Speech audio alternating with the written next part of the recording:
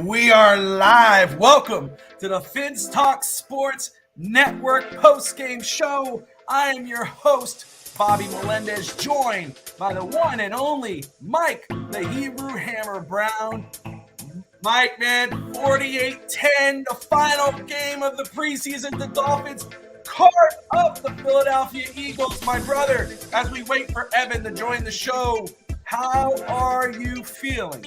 Well, look, I don't know, man. I don't know if I'm here. I don't know if I'm in Disney World. I have no idea. Look, I am wearing shades tonight because the sun is shining so bright on Miami Dolphins Nation. I couldn't come in here with my regular reading glasses. I couldn't do it. I couldn't come on the show with just regular glasses because the light is shining bright on the Miami Dolphins. They destroyed the Philadelphia Eagles.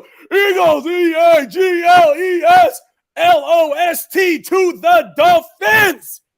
I'm excited. 2-1. Miami Dolphins, 48-10. We're going to the Super Bowl. I'll tell you that right now. Hey, man, all the hype through the offseason, after we got Tyreek, after we got Armstead, all the hype, all the back and forth between the Tua stands, the Tua haters, whatever, the in-betweeners, all that. Today, the first drive, 3 plays, 60 yards, 2 passes to Tyreek, touchdown to Craycraft. My man, tell me, what were you thinking when you saw that? Here's the thing, man, and on Bottoms Up, Fins Up, which you can catch on the Fins Talk Sports Network every Thursday night at 7 o'clock with Pops and myself. Yes, We've been sir. saying this, man. Like, listen, here's the thing. I don't know everything about everything, but I know something about some things. Y'all Dolphin fans need to relax. Like, if you're a drinker, take your favorite drink, sit back, put your favorite Speedo on with your, your Hawaiian shirt, sit in the back by the pool, enjoy. If you're not a drinker, open up a Diet Coke, a Wild Cherry Pepsi, whatever you want to do. Put the same Speedo on, put the same Hawaiian shirt on, go sit by the pool and have some fun with this team. Tua is going to be fine. And for the people this week that want to come at us about how Tua's not ready to be QB1, you're a liar, okay? Tonight, 158.3 rating. Yep. Bobby, I'm sorry, my quarterback, I'll take that every single day of the week. And for people who missed his excitement after scoring that touchdown to Craycraft, go watch the celebration. He's having fun. He's enjoying himself. He's got one of the 5 best receivers in football in Tyreek Hill. Bobby, let me ask you a question. When was the last time the Miami Dolphins had a top 5 receiver in the NFL on their roster? I'll come back at you. When's the last time the Dolphins had a top 2 wide receiver? It's been about 20 years. I think it's been a very long while. And that's the thing. I want to throw this back because I saw some people talking about it, and I get it. The 60-yard throw, it was a little behind, whatever. First of all, you're throwing it to Tyreek, but that's why you got a player like Tyreek Hill. That's why you got a player to make that type of play. Yeah. And that's without Jalen Waddle. And that's what I was saying today. Man, this wide receiver unit, Yuzu Kanma, Cedric Wilson, Tyreek, Jalen Waddle. I mean, you take Craycraft, Lynn Bowden. We didn't even talk about Lynn, my guy. Preston Williams. Oh, wait, never mind. Yeah, you go. I'm sorry. Yeah, you go. I'm sorry. Goodbye. You go. I went over, but wait a second. We got Evan Posner. He is here. He is in the background. I think he was drinking, and he was probably overhyped, and that's why he's late. No problem. I will forgive him. Will you? You are tardy, sir. That's not a good look. You said 10, most times are 10:30, so my apologies. It's all good. Evan, I forgive you. Oh, do you? Well, not now, but yeah, at some point. Yeah, eventually. Eventually, you'll forgive me. I'm not late. I'm good. Evan, man, we are reacting. Dolphins. The whole game. We're going to be. Of course, we're going to talk about the starting offense, Tua, how he looked, Tyreek in the one drive, all that one. But from start to finish, the Dolphins all around looked pretty freaking good. So, man, give us your instant reaction to this football game. The instant reaction is like, you know me, I'm Mr. Positive, is Preston Williams, Preston Williams, Preston Williams. That's all I have to say. Like, honestly, that is the one thing that will stick out with me. How a guy, he literally missed a punt return catch by 10 feet, and he couldn't even, and then he gets a second try, and he basically runs away from the ball. That was my biggest memory of tonight's game. Everything else was beautiful. Like, you got to see what you need to see. Like, McDaniel let everybody shine tonight. Every single person got the chance to be successful, and then he was the one person who couldn't be. And let me ask you something. Did Solomon Kinley swallow Liam Eichenberg or something? The guy is ginormous. I don't know if you noticed that on the offensive line today. There's all the offensive linemen, and there's Solomon Kinley.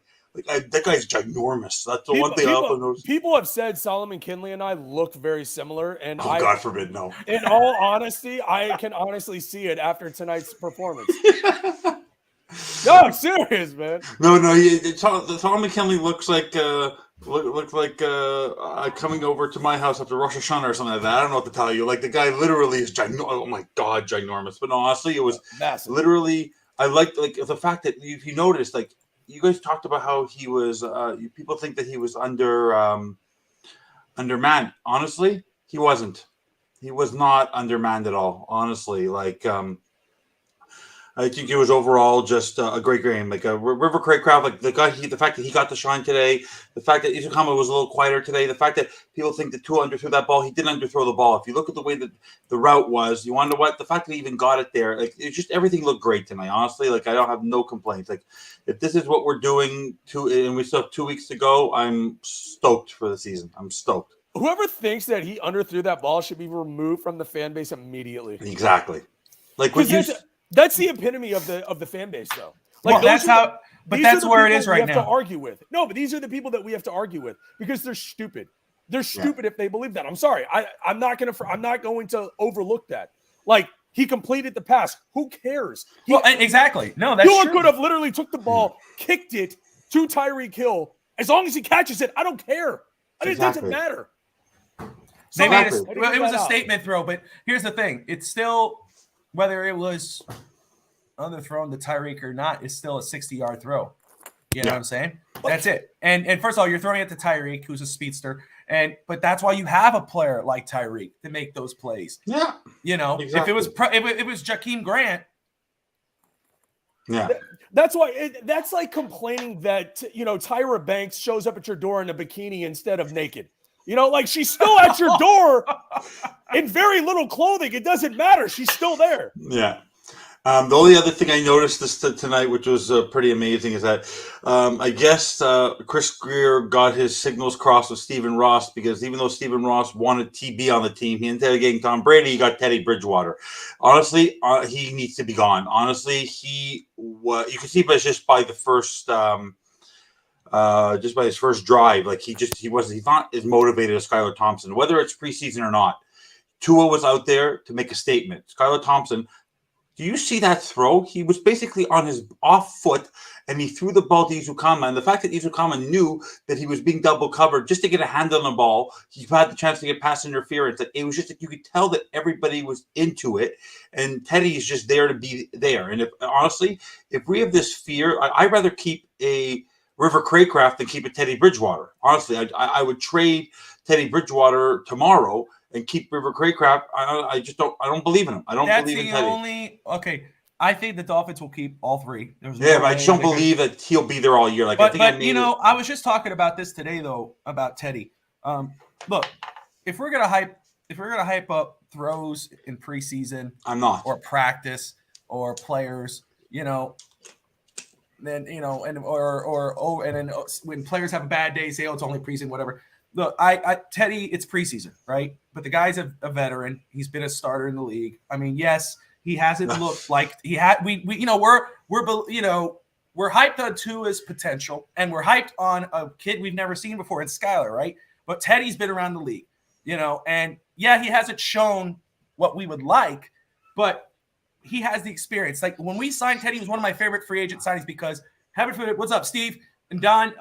If God forbid Tua gets hurt by Austin Jackson missing a block. Oh, God. Oh. Okay. He was not very good. It's not like Jacoby's going out there. I think it's unfair to say he's like Jacoby because Teddy, he's been around the league, yes, but he's been a starter. He's a kid. He's a quality veteran quarterback. I'm all for keeping Skyler. I see something in that kid. I'm going to let Mike take the floor in just a second because I know he has something. But I'm not about hating on Teddy. I think the Dolphins will keep all three quarterbacks. I think it's in their best interest to do so because you want someone who's been there, who's done that in case something goes down. Because, again, he didn't play with Tyreek and Jalen. And same thing with Skyler.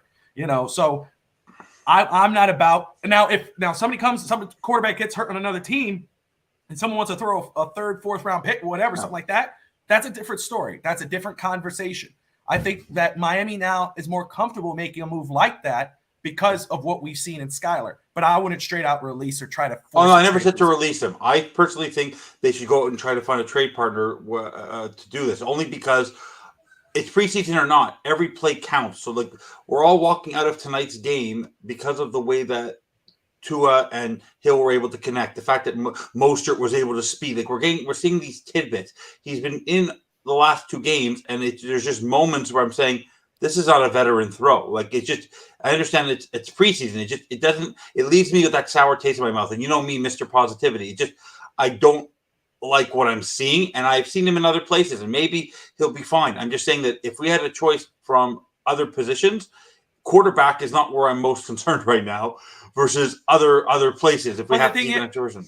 And Mike, forgive me. Let me just say this very quickly. No, you're good, brother. You got it. I'll just say this though. I understand it's not a concern because again, Tua, and then you got the possibility, and it's the same thing with both potential of what Tua could finally hit that franchise quarterback tier with these guys. But again, as Ryan brings up, and I'll pop that back in there. Yeah. When Tua, and that's the thing. I'm not. We're not worried because of what we think Tua could be. But there's a time where Tua might miss a couple games, and do we want to put the trust in that rookie to lead the team, or can we get a quality veteran quarterback like Teddy Bridgewater to lead this offense and win us a game or two? Before Mike goes, in honor of one of my wonderful mentors besides you, Brett, go read Brett's tweet. Brett is ready to move on from Teddy. So for a guy who literally, I believe, truly has his eye on analyzing the game and who really is the most critical Dolphins fan I know, but looking at it from a very analytical point of view, he was saying that also. So I know. For me, we chatted. So for me, I understand why we have Teddy, but like I told you this on a previous show and last week, I think there's something in the water when we have Florida quarterbacks, people from Miami playing quarterback for the Miami Dolphins. I know you're against Miami. It gives me this something's in the water there. They're too comfortable, and I think I personally just don't like what I've seen. If I had to give you my top 5 negative things from preseason for the Miami Dolphins, Bridgewater is my third, or my mid-level one, just from his overall performance, because he's missed passes, he just hasn't been confident. I think he's just very comfortable just being the backup. So here's my Evan. I love you like a long lost brother, right? Yeah. You and I were family at this point. Yeah, at this point. But here's my thing: he hasn't played with Tyreek. He hasn't played with Jaden Waddle. He hasn't played with Gesicki. None of them have played with Armstead. None of them have played with a wide open playbook that McDaniel's going to run from day one. You're gonna if you truth serum me, Tua goes down. I ain't giving the ball to a 7th round pick who's never played a lick of NFL football when it really counts. I don't care about preseason football. Tom Brady, but that's okay. But that's the thing. But I'm just saying. No, I know. But people want to compare Brady to anything. No, I'm not. The avocado toast guy is in a league of his own. Yeah. But my thing is that everything that went on tonight that I loved was the first drive. I don't care about anything else. Yeah. That the only thing that mattered tonight, and Armstead wasn't even playing, man. That's the thing, is that Teddy Bridgewater has shown, not for one team, not for 2 teams, but for 3 teams, he can play high-quality NFL football. Skylar Thompson has not done that. Go look at one of his 3 touchdown passes tonight. I think it was to Hunter Long, I want to say, in the corner of the end zone. The dude literally tosses the ball up, wasn't even looking at the receiver. He tossed that ball up, and because he's playing against the 3s, that ball doesn't get picked off. Sorry. I'm sorry, Skylar Thompson, but this is my thing. Is that Dolphins Twitter wants to ride this guy like Seabiscuit to the promised land. He has Fitz magic in him. He has that Fitz magic in him. Yes. No, I agree with that. Look, I'm just saying, like, I like the guy. He ain't my QB1. He ain't my QB2. No. Create a roster spot to keep Skylar Thompson on the team, but Okay, that's fair. Sit him in the back of the theater room and say, you ain't touching a field this year unless QB1 and QB2 go down. That's where I'm at with Skylar Thompson. I like what I see a lot, but when you dominate against the 2s and the 3s, it ain't impressive to me, fam. Okay. It's just, again. It's a fair point. It's a fair point. Well, look, I'll say this. I understand the 2 and the 3s argument. However, the way the vibe is different when he gets on the field. Oh, yeah. Touchdown is a touchdown. I get it, though. Sure. You're absolutely right. Hunter Long's the one who made that play, made that a touchdown. Yep. That could have been intercepted if the Hunter Long, who had a great game, a good game, he made a statement because, we were wondering if he was going to make the roster. The Dolphins, we wanted to see what he can do, but he looked really good today.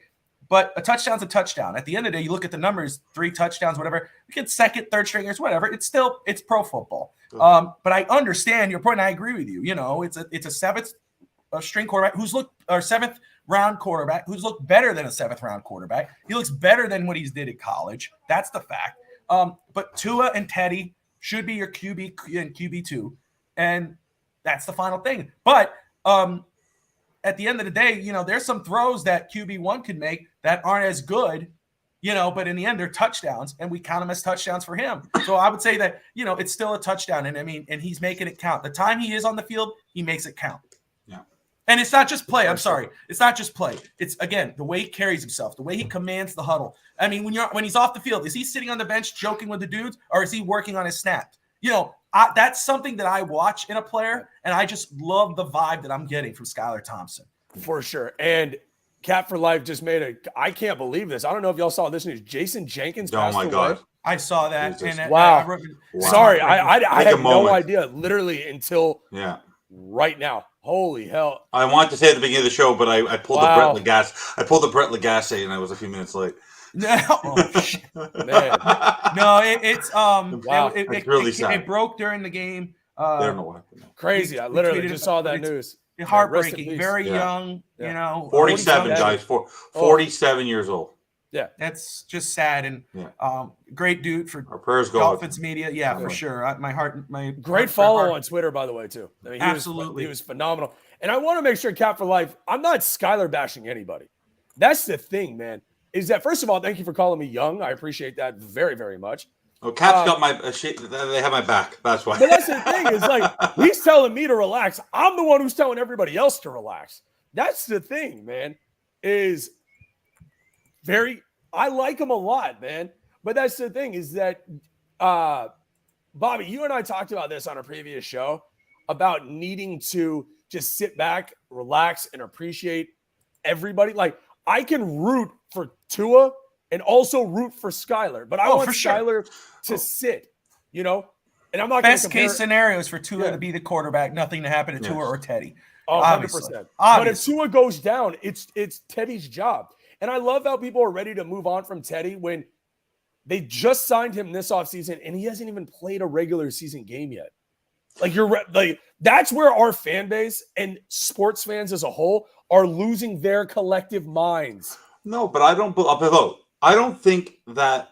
I just watched tonight and I saw the movement. Whether you're playing against 2s and 3s, tonight you saw that when someone came towards Teddy like he did last week, he has no answer for it. Skylar must have waved away tackles, and the throw that he made to Izukama, no way Teddy's making that. All I'm saying from an overall skill level, if we're using the preseason as a measuring stick for the upcoming season, if we're down in a game right now and we're down by 14 heading into the second half, just with the way he showed it as a veteran, I'm just saying he didn't leave that wonderful taste in my mouth. Like all I'm saying is that for me, leaving preseason, Tua last week, people would say, whatever. You know how big of a Tua fan I am. He made a statement today on the first drive. It was a mic drop moment for him in the preseason, saying, "You want to know what? I'm ready to start this season." You want to see how fast Tyreek was moving on television? Honestly, I've never seen anything like it. If you watch it, it's unbelievable to watch.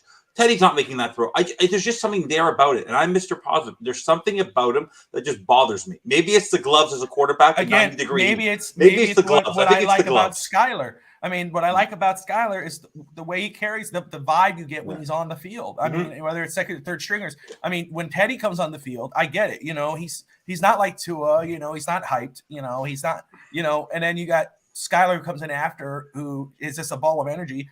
And Teddy just comes in, kind of slump shoulder, whatever, and makes plays.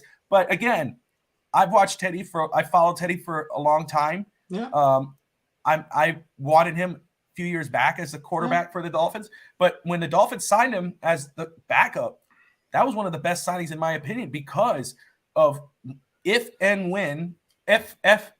or when Tua goes down, heaven forbid, you got a quality veteran quarterback who could keep you in a football game. Because imagine Teddy coming into a game with Tyreek, with Jalen. I mean, even for the people who don't believe Tua could be that guy, right? What do you think Tyreek and Jalen, those guys together, Cedric, Izukana, how do you think those guys are going to do for Tua? Imagine what they could do for a Teddy Bridgewater or even a Skylar Thompson. Well, they're going to make them look way better than they actually are. So let me back you up there. Let me back you up. Who's now the quarterback in Denver? Russell Wilson. Exactly. Almost the exact same wide receiver core that Teddy had last year, and now they're making them contenders because Russell Wilson's there. So Teddy. But that's what. Wait. You can't compare. Yeah, comparing Teddy. What I'm saying is there's something about the fact that that Oakland game that Las Vegas game last year, or was it 2 years ago, when Fitzpatrick came in, that sense of a feel that someone's going to come in and win you that football game. That's the kind of feel I feel with Skylar Thompson. And he's a seventh rounder. Yes, I'm just saying. I'm not saying trade him at the beginning of the year. But you want to know what? If the team is doing okay throughout the season and has the high expectations that I have for them this year, get rid of him at the deadline. I just don't. He's a one-year quarterback. He will not be here, Teddy, next year. I'm just saying. He's a safety net for Tua. I agree. He's a safety net for Tua. I just thought, like for example, today, it's 48. We scored 48 points. Teddy was not the reason why we scored even 10 of those points. That's my point. But here's the thing, though, right? You're talking about a guy with an overall 95 QBR as a quarterback in the league. I'm taking that guy over Skylar Thompson in a pinch. Sorry. Yeah. There's nothing. But I get that There's argument. nothing that Skylar. Yeah. It's one of these, you put him with the ones, that's a legitimate dude. Winning record as a starting quarterback. Skylar's not ready. Sorry. But that's the thing. You see, I think I see here. I want to say, I don't want to say I disagree because I understand where you're coming from, Mike. You know, because you know what you got in Teddy. You don't know really what you got in Skylar yet. Now, this roster, you got to take what you know. Exactly. And we know what Teddy can be and what he has been. You know, I mean, Tyreek made Alex Smith look great. I mean, he boosted Patrick Mahomes. Now, Mahomes great. I'm not saying he made Mahomes great. But, you know, he could make Teddy pretty damn good too, I think. Because he catch, whether it's an underthrown pass, whether it's a inaccurate pass, whether it's a whatever type of pass, a dump off, he's going to make big time plays. Now, the Skylar argument is we don't know what we have in Skylar in a real football game situation. Now, if it came down to that, for whatever reason, if Teddy goes down, Skylar comes in, you know, then you would know what you got because then you'll see what you got. So I understand what Mike is coming from, but I'm not for moving or getting rid of Teddy. Now, if a trade comes in time, you know, then okay, Skylar may be comfortable to make that move. Let me ask you both this. If Seattle offered you a third-round pick for Skylar Thompson, would you do it? No. I'd do it for Teddy. I wouldn't do it for Skylar. And you're hearing this from the guy. There's just something there. I don't know what it is. I just don't know what it is. I look back at our backups over the career in Miami, and honestly, Jacoby Brissett had some success in Indianapolis, in in New England. He had a The couple hell he did in Miami, though. Look, no, exactly. I don't know what it is. There's something there. He's not a Matt Moore. He's not a Ryan Fitzpatrick. He's just. I think he's closer to Jacoby Brissett. I don't know what it is. I know what we can expect him. He was successful in Minnesota. He was successful in New Orleans. See, that's why though you're okay to move him, because when you see Teddy Bridgewater, you're seeing Jacoby Brissett. When you look at Skyler, you're looking at Ryan Fitzpatrick. That's what's going on here. He can only hope. The psychiatry of it all. No, it's not that. It was some of the throws. It's the same way today. We're going to talk about later. Austin Jackson. He had one bad play today, but I was more impressed with Connor Williams, and I was down on him last week. There's something about him in each of the games that he's played that I said to myself, like I used to say on all the other previous shows, like the offense sort of put me to sleep. And it doesn't matter because Skylar Thompson was on the field, and no matter what, you're watching. You want to see what he's going to do. Here, every time Teddy looked like he was in trouble, even Tua's become smart. I just don't know what it is. There's something about Teddy being too comfortable in his own skin as the backup. And it's like, I'm happy to have a job here. He doesn't look like he's – everyone talked about when he was first signed, is he going to compete with Tua for QB1? No.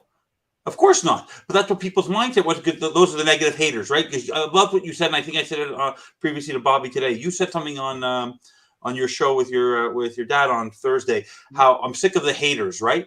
I don't hate on Teddy Bridgewater. I just don't think he did not show. He was too comfortable being the QB. He knew he was going to be QB2, so it didn't matter how poorly he played in the preseason. I'm not going to try so hard. He doesn't look like he's trying. What would you say? He doesn't look like he's trying. Let me ask this. I'm sorry. See, wait. I'll let you get the final point, Mike, and then we'll move on. But very quick. Let me ask you, what would you say, though, if Tua struggled or if Tua showed what Teddy's showing right now? What would you be saying right now? What would I say? No, Evan. What would I say? If Tua was playing like Teddy in this offense right now, what would you be saying right now? Switch the roles. How would I feel? Yeah. I'd be a little nervous heading into the season. I really would be. I would be, but you're talking about a QB who's literally played maybe one or two full seasons his entire career, who they know we all know what's expected this year. This is a guy who's basically had 3 different attempts to solidify a starter role where he's been. Like, he could have been the replacement for Drew Brees. He could have been the replacement in Minnesota. He hasn't proved it. Tua, we know, is a make or break season. That's what I'm trying to say. So, but because I'll just say this, I think what people would be saying, because there's 2 sides of that when you got haters and you got stands, quote unquote. Because if Tua was struggling or was playing Teddy's way, people would be saying, "Oh, he's playing in a new offense. He's playing in a game play." I think that counts. Yeah, but you know me, how I stand on him. I know. But that's just me. But Mike, finish this point up and let's move on. Discuss the running game and the offensive line, etc.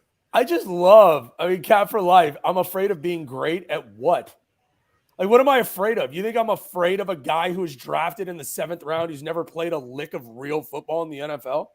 You think that's what I'm afraid of? You think I'm afraid of having QB1 be a guy in Tua Tagovailoa that played with a coach that literally hated him for 2 years and wanted him gone?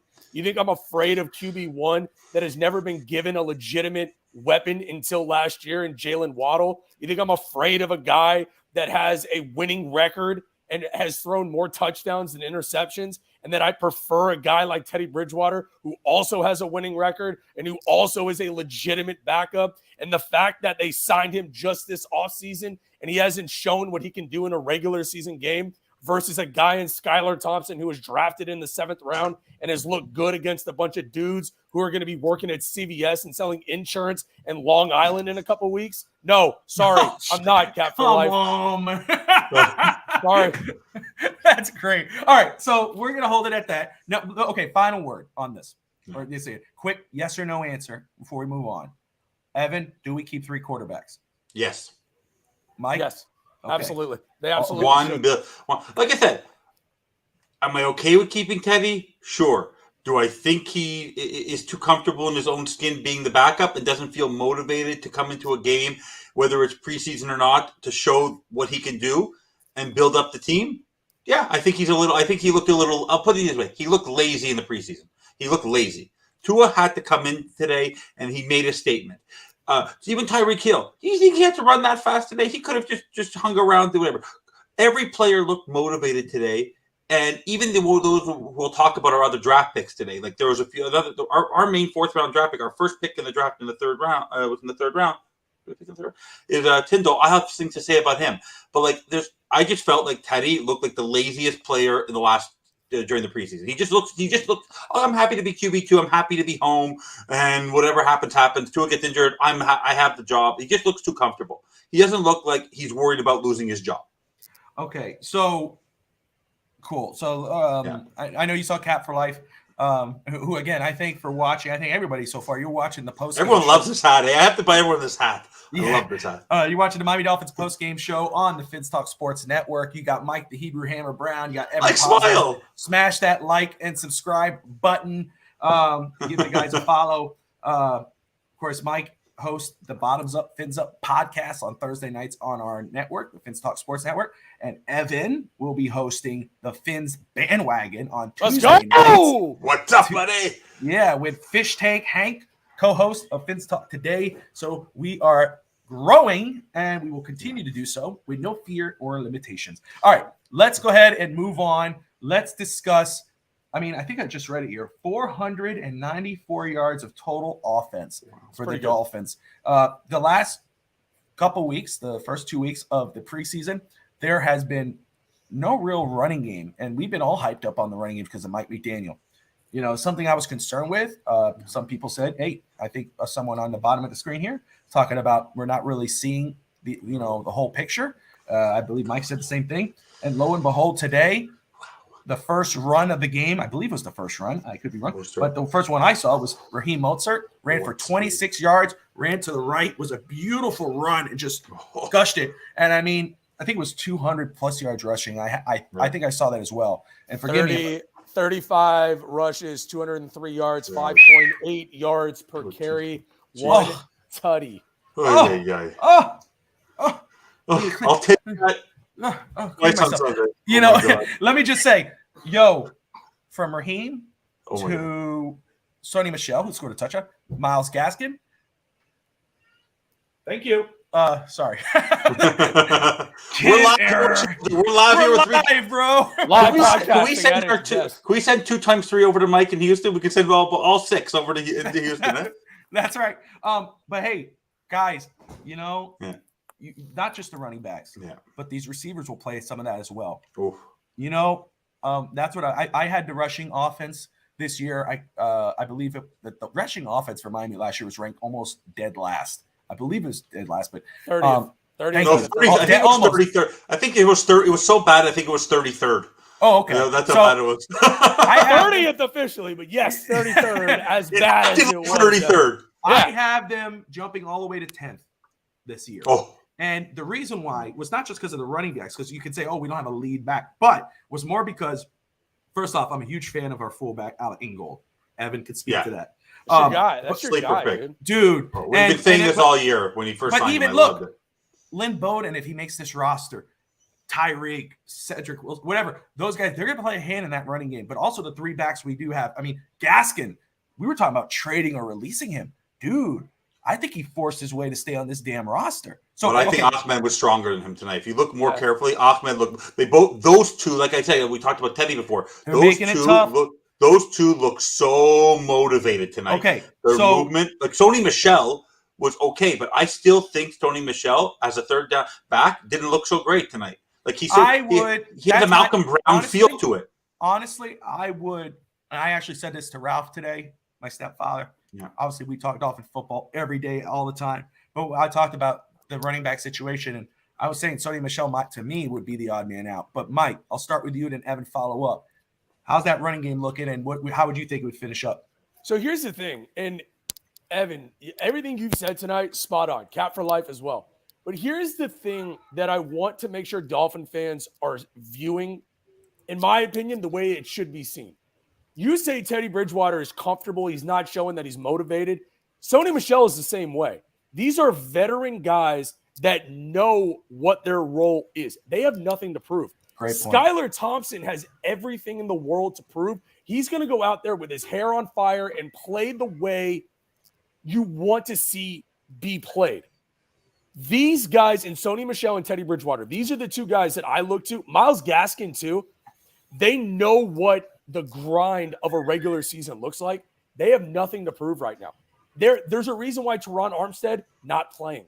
There's a reason why guys like that. It wouldn't have bothered me to not see Sony Michel. Sony Michel is your third down back. It's 3rd and 1. Go get 3 or 4 yards. That's his role on this team. That's why he's going to make this team. Teddy Bridgewater, QB2. We've talked about that. We've moved past that. I have no problem with what I saw from Michel. I like Selvin Ahmad. I think his ceiling is a tad higher.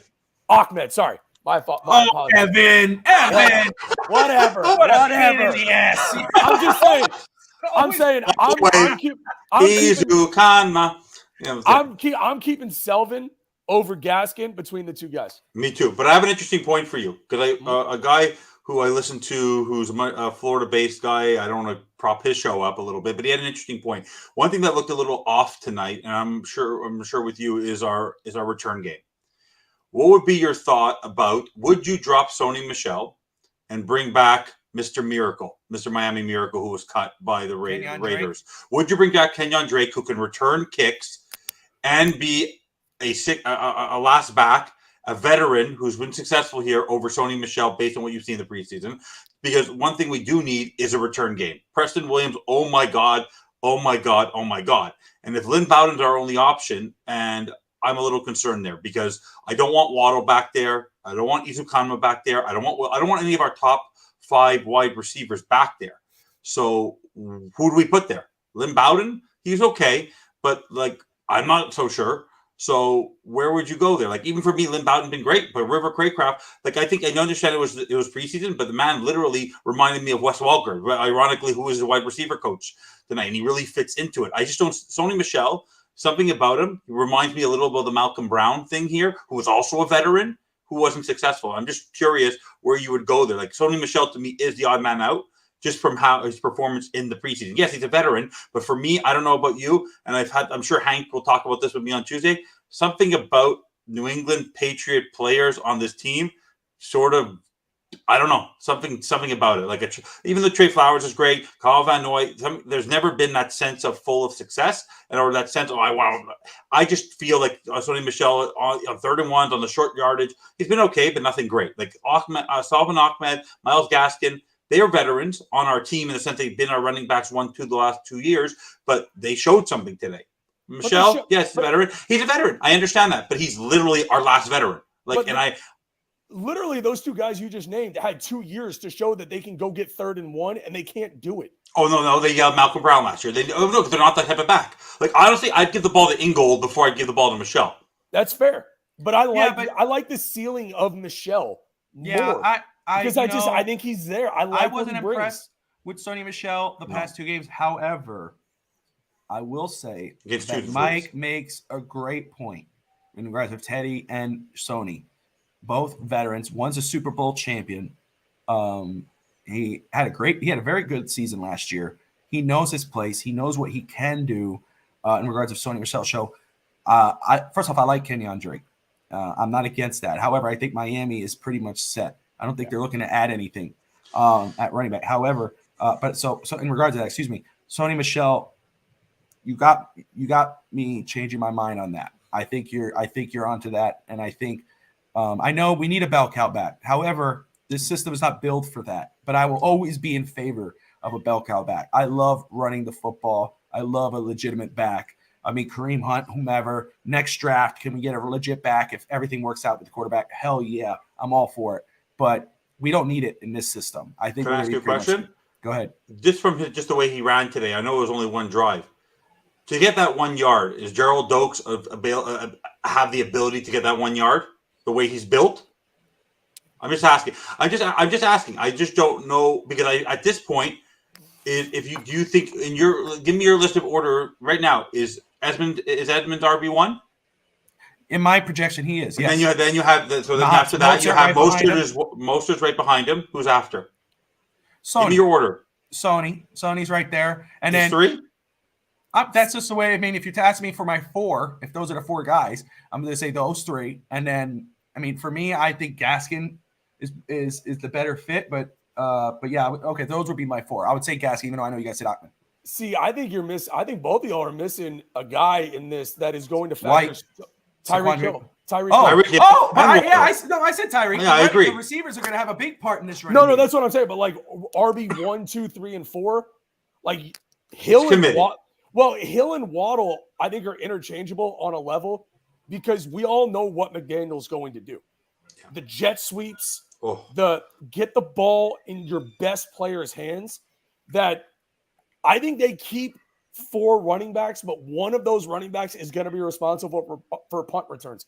I don't care if they stick a guy back there to literally just do this. Hey, we're not doing anything. We have Tyreek Hill and Jalen Waddle and Mike Gesicki. We'll take the ball at the 20. We're not going to try and run for anything. Give us the ball here, and we're going to shove it down your throat anyway. That's what they're going to do with the punt returns, I feel like. And Tyreek Hill is going to be one of the most dangerous guys out of the backfield in the league, period. I don't care who else they keep. It doesn't matter. They're just depth at that point. Mostert, Edmonds, Hill, Waddle. In my assessment, it's going to be Selvin. Okay. I think Myles Gaskin gets moved for a 5th-round pick. I would trade him. Honestly, I would trade him. I'd trade him. If you could trade him, I'm good. The Eagles have an abundance of secondary players. Ironically, they didn't play tonight, but they have I think from what I read, and something Cameron Wolf wrote, they have 6 or 7 corners. Honestly, they need running game in Philly. Actually, I trade Gaston or Ahmed or someone like that over. I think Dokes makes the squad. I think Dokes and White are both on the squad. Wait, you said who's the second name? White. Shaquandre White. I think they'll be on the practice squad. So running game, very exciting, hyped up. Offensive line. Let's move. Who wants to go? Who wants to go first? I'm not worried at all. Oh, I was happy with Williams tonight. I'm worried for that right side. Oh, the way Austin Jackson played. Yeah. A little pan, got a little. Oh, he got around Eichenberg, quick. Jackson. Look, what really changed with the offensive line? Now, trust me. Evan, you could vouch for this since you've been following me for a little while in regards to the shows and now joined the channel, and I appreciate that. I always said it's never about investment. No, it wasn't about investment. It's about development, and that's where I believe in this coaching staff. It could be different. Okay, and again, we might not be seeing the whole picture here. However, Jackson almost got Tua killed again tonight. Yeah, that big sack. Yes, Terran Armstead, obviously one of the top tackles in the NFL, going to make a huge difference on that left side. I think he helps Eichenberg. With Williams, if Connor Williams starts at center, Eichenberg at guard, Armstead at left tackle, I'm not worried about Eichenberg because he has 2 guys who can help mentor him and get him better. But that right side, Robert Hunt's a different story. Right tackle, Jackson, who's in better shape, absolutely. He's put in the work, of course. But the offensive line has not really changed that much. And so far, there has been hiccups here and there that's still – there's nothing – and I know Mike just said he's not worried about it. But I think whoever's not – I got to say, if you're not worried about it, you may want to check the prescription a little bit because I think you should. So try to convince me why I shouldn't be worried about it. Because it's all about scheme, and it's all about what this coaching staff is putting on tape for other teams. And I get it. I get the fact that you're worried about it from what you've seen in the small glimpses of what this team has shown that they're actually going to use in regular season.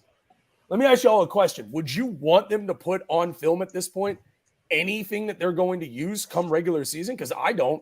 It's all smoke screen. It's all a smoke screen. That's what I'm saying.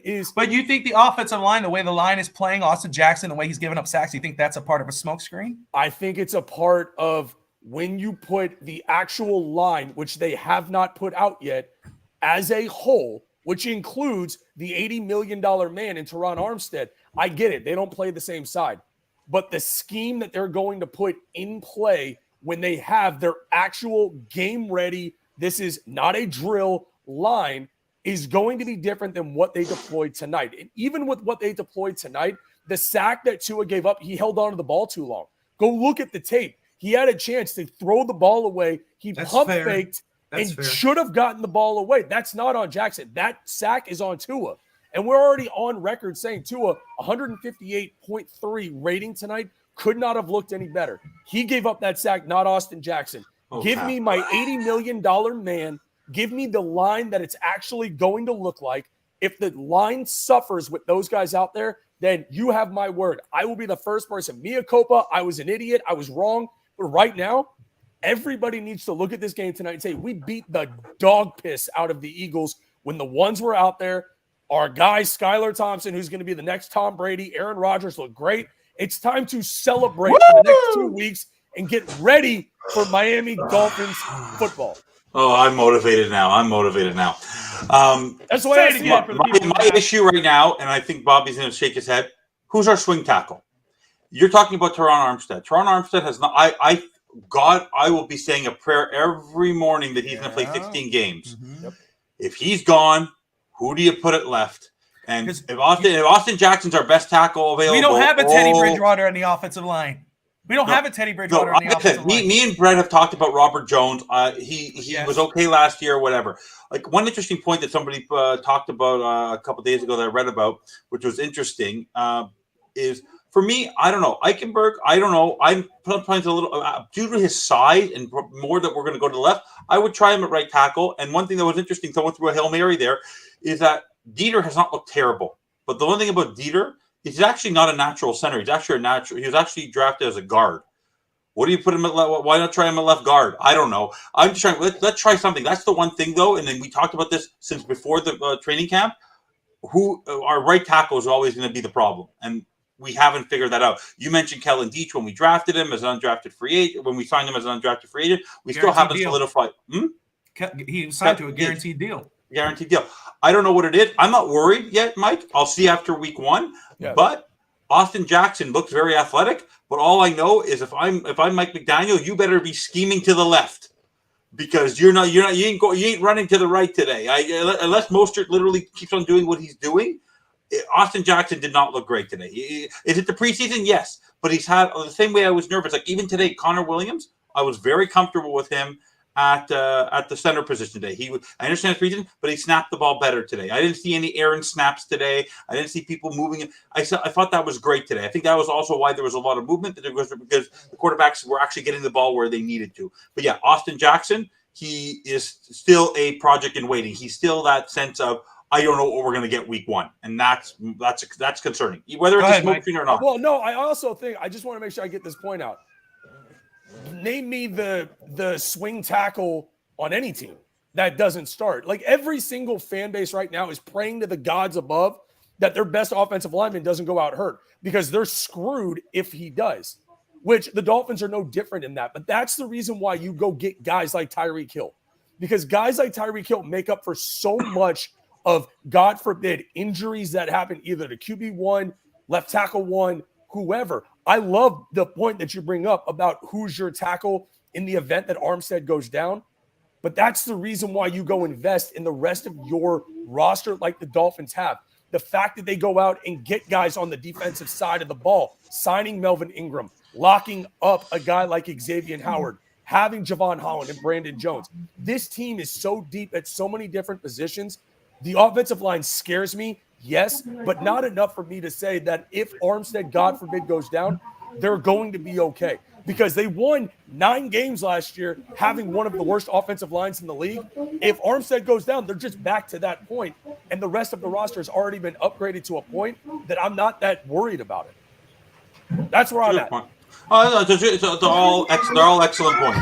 But like I said, tonight, I don't know if I'm going to be a hater tonight. We'll move on to, when we get to it. But we'll talk. The next position we talked about. Yeah, you've taken the Brett spot tonight. You have taken that Brett spot. You are. Yeah, we just announced the Fins bandwagon for bandwagon fans, and you are not having a good time right now. No, just no, honestly, no. I'm about to hate on somebody else. I say the post game. Remember, you know what's interesting though? This is exactly why we do this show. It's the raw reaction. It's the raw reaction of what you saw. Because, like I told you, for me, I'm Mr. Positivity. Like I'm the. Yeah, you sound like it. Yeah, I am. I really do believe what they've done today was phenomenal, but I feel like as a last dress rehearsal, like you said, your number one issue all off season was the offensive line, right? Let's put some happy music. Go ahead, keep going. Okay, play some happy music. I'm relaxed. No, honestly, I'm not worried about the offensive line because my number one concern was the center position, and I was way more comfortable with it today because they led it, and look at what happened with the running game tonight.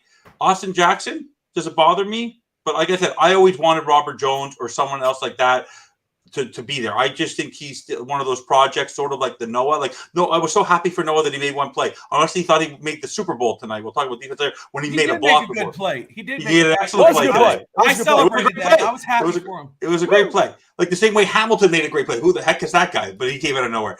But honestly, for me, offensive line, okay. For me, the next person, there's the next position we're going to talk about afterwards. Actually, is more interesting. We talked about it on your show earlier today. It was ironic that you talked to Hank about it today, but the next position we'll talk about on the offense, I have a lot more to say about also. So we'll start us off. So tight end, yeah. Where has this Hunter Long been? Honestly, bye Mike Gesicki, in the sense that I'm happy we didn't sign him to a long-term contract. Let him live off the franchise tag. I'm not saying trade him tomorrow, anything like that. You talked about it earlier today, but man, oh man, that guy is trying. Like Mike Gesicki is not diving in front of a football to try to stop it from being intercepted like that. Honestly, he knew he made a mistake when he dropped the ball in the end zone, and he made up for it. Like, and with his own blocking, he just looked like a guy who was motivated tonight. He literally said to myself that by next year, I want to be the starting tight end on this team. You do not need Mike Gesicki next year. And you have Durham Smythe, but you're big on motivation, aren't you? In preseason, you like a good motivated guy. Very motivated.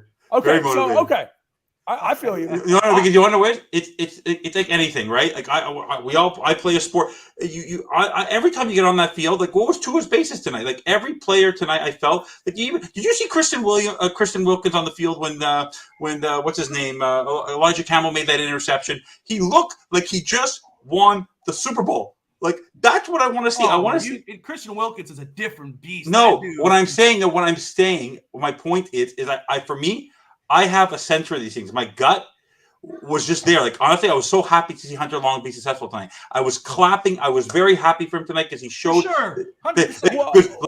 Last year, Brian Flores wouldn't let him sniff the field. I got you. Would not let him sniff the field. But Evan, let me ask you a question. A quick question. This is a two-part question. So you're happy for a guy who had 2 catches for 24 yards and a touchdown, which, look. Effort. It was just effort. It was no, effort. I feel you. Okay, I'm with you. But I have a gut for these types of things too, and it's called talent. And Mike Gesicki has a heck of a lot of talent. So not as a tight end. He's a wide receiver. Remember, you don't remember that controversy the whole season that they didn't know what he was going to get franchise tagged at because they might analyze him more as a wide receiver than he was a tight end. The man is not the guy is not a tight end. If you compare him to 31 other tight ends in the league, he's the 32nd guy who looks like a tight end. He does not play like a tight end. Not by production. Not by production. A 70 catches for 700 yards. You think that's something? But he's not the typical catching of a tight end like a Darren Waller or George Kittle. He's not even close. Like in the sense of his skill, I believe he's a great player. I do believe he's going to have a great season. I believe he's going to benefit if everything else works out. He might have the most touchdowns in the red zone of any other team if he plays the amount of games. I just found it a little weird how he was played last week and how he was played this week. If today was the dress rehearsal of letting starters play. Where was he tonight, right? Like he didn't show much in the preseason, and honestly, I don't think he fits into this team long term. He's very talented, wonderful, fantastic, but I'm not impressed by him so far. I was very impressed by last season. I wasn't impressed with him. He had 6 less yards than Hunter Long. I'm just saying this. So, do you want to get? Let me ask you this very simply: do you want to get rid of Mike Gesicki? Not this year. Okay. I said the deadline. I made a comment before. I made a comment on the chat this week that one of the running backs might likely Gaskin, Bridgewater, and Gesicki. If the team is doing as well as I expect this year, those 3 are not going to be needed at the deadline. Look, that Mike Gesicki, obviously, I'm not for getting rid. I'm okay if he stays on the roster. The only reason why I would entertain a trade is because they have not negotiated a deal. Yeah. If I don't want to lose him, before the end of the season for nothing. What was that, Mike? Say it again. Roquan Smith, linebacker, Chicago Bears. Yes. Well, where's Lewis? Is Lewis behind you tonight? That's what he wants. He wants him so badly. No, and look, and that's the type of deal that would benefit the Dolphins. Outside of that, I ain't getting rid of Gesicki. As a matter of fact, I would sign Mike Gesicki long term. Not to major money. Yeah, no, if you could, 100%. But if you're not going to, then you got to make a move. Yeah, but talk about a guy getting a QB killed. If he's ever put in a scheme of first and second down on honestly, like he might get to a kill if he's blocking. Honestly, like the guy cannot block for his life. I get that, but that's on McDaniel though. That's the thing, is that this is on Mike McDaniel. Is either you want him a part of the team and a part of your scheme and make it work, or move him. You can't have him in this awkward, weird position. That's not on Gesicki.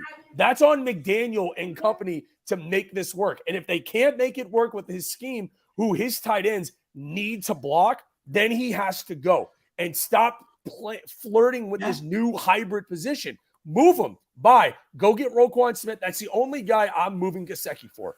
I ain't moving him for some third-round pick. That doesn't make any sense for the Dolphins. All right, cool. So, yeah, that was the talk about today with Gesicki. What's going to go down with that? Especially, he stayed longer than usual last week. Hunter Long has showed some Mardi Gras tonight. This week. Mardi Gras. Hey, celebration, man! 48. Celebrate, baby. Look damn good tonight. Evan, you're lucky I'm wearing pants during the show. Well, I guess you wouldn't know if I was. That's how exciting and impressive this performance was. It looks like Mike had a good Shabbos today. It's okay. Oh, mazel to the entire Dolphins organization. It's the first time I think in Dolphins Finns Talk Sports history that the Jews are outnumbering. No, I was on their show. We got 2 Jews and a Catholic. Now we got it again. That's actually what we're going to rename the show. Is 2 Jews and a Catholic. That's right. If it's not a good start to the season, we're renaming the brand. That's correct. Soon on the show, I'm going to start referring to Hank as Abba. It's okay. I'm going to refer to him as Abba in Hebrew.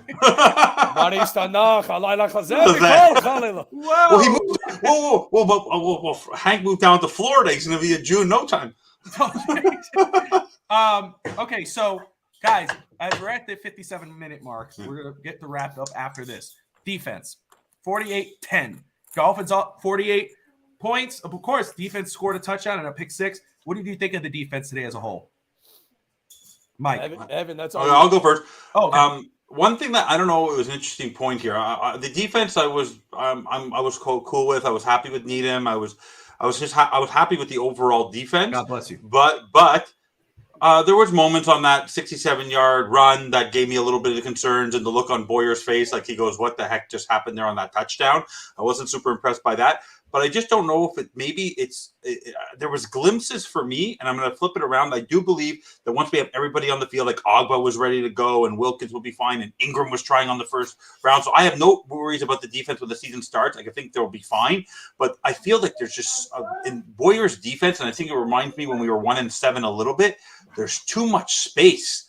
Like they're just trying to do that bend not break mindset at times. And they're just worried about they're waiting till third down to maybe have a 3rd and 3, 3rd and 4, but they're okay with giving the 3-4 yards every time. And there's so much space between the linebackers and the slant and then people who are on the slant or the secondary. I'm sorry. Shalom. Cat for life. You're Puerto Rican, brother. So am I, man. What's up, man? We got Jews. We got Catholics. We got Puerto Ricans. Oh, all right, man. 2 Jews and 2 Puerto Ricans walk into a Dolphins game. Love it. I didn't know that. Very cool. I love Caps. I love Cap. But no, honestly, for me, that was my only concern. Is I feel like sometimes in Boyer's defense, there's too much space between the linebackers in the secondary and the people catching the ball. And he's willing to give up those 3-4 yards and waiting until third down and not really being aggressive. More like that zero blitz and like that sense of that sense of a rushing attack, like a rushing attack coming from the defense. And that was my only concern. I felt like there was too much space between those players. And that's my only concern right now with the Boyer defense. So I really, really hope that Boyer was calling plays in the second half of the season. That was my only concern as we head into the season, is that you can't leave that much space between the defense and the offensive players. Let them make those simple catches and hope they're going to do the tackle. Because that happened with Channing Tindall today. Channing Tindall literally looked like Cameron Good. If you saw, honestly, Cameron Good tonight, a 7th rounder, outplayed Channing Tindall. Like a ball was thrown and he was there in a heartbeat and he literally mauled the guy. Like it was amazing. Channing Tindall, there was a simple tackle in front of him because there was a little too much gap between him and the guy who caught it. Completely missed the tackle. So like that's an interesting thing, right? So for me, I don't know. But for me, the defense, I'm hoping. I have this like mindset, like, okay, how were they at the end of last season? Let's get the full team on the field. The same way we haven't had Armstead, we haven't had Hill, we haven't had Waddle, and they should be okay. But that's my only concern as an overall defense is that we're giving up the 2 easy plays, and that's my only concern. Mike, I hate preseason football because they won 48-10.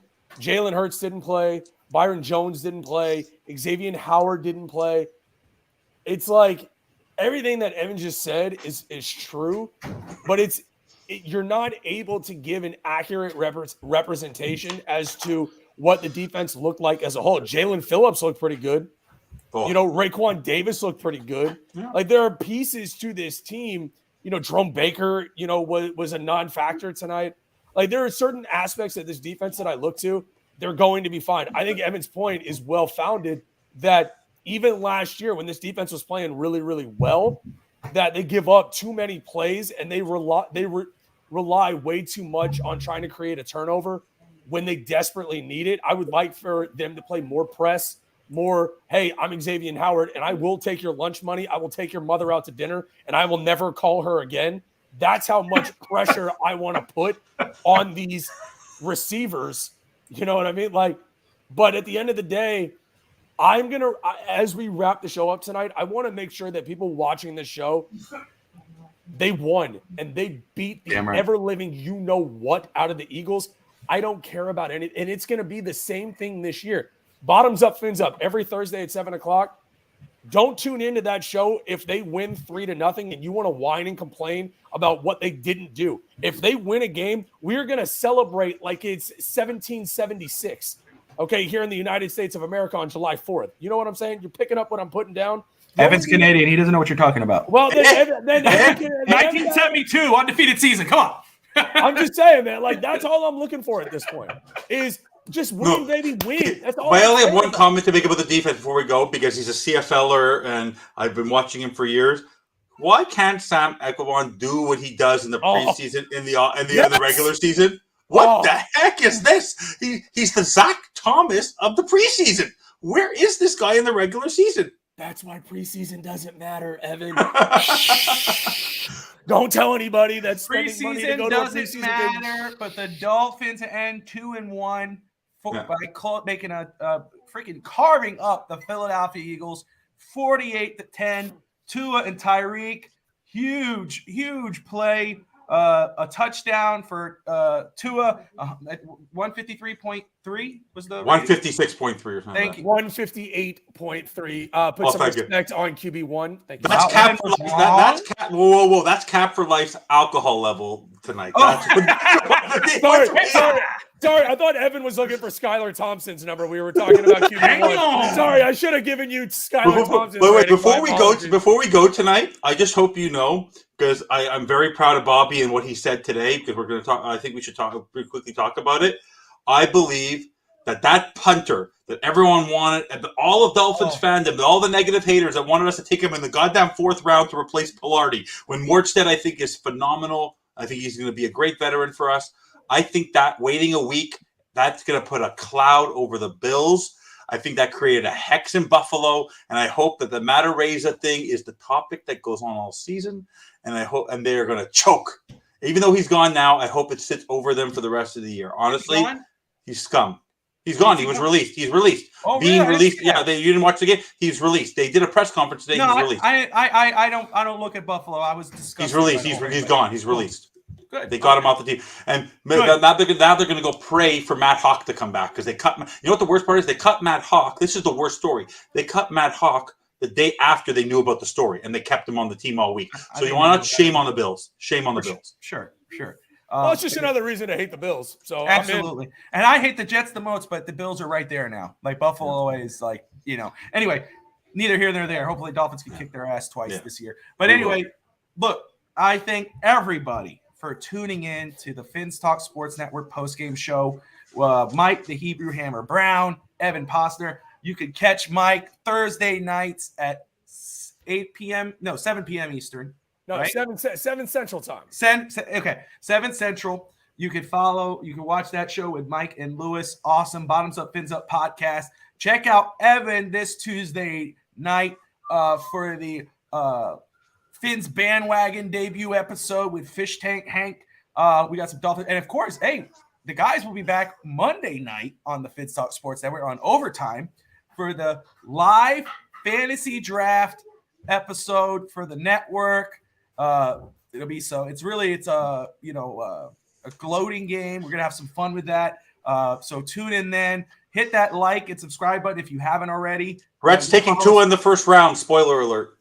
I'm actually taking Skylar Thompson in the first round. So I don't know what anybody else is doing. Now we knew. But tune in. It's going to be fun, guys. And hey, stay tuned to the Fitz Talk Sports Network. We got some fun things here, man. We got a great team. I'm very happy with the guys I got. Mike, Evan, Alex on the Goon Squad, Brett, Dave. I mean, all around, just awesome team we got coming here. We're growing. And again, if you want to become a part of this and help out in the background, if you're not comfortable in the front of the screen, things like that, reach out to me. Reach out to one of the guys. We got a fun thing going on here, and it's all about having fun, talking sports. But until then, thanks so much for tuning in. Smash that like and subscribe button. And most importantly, fins up. Oh, Pee Wee Herman. Gotta love it. We'll see you all next time. Fins up.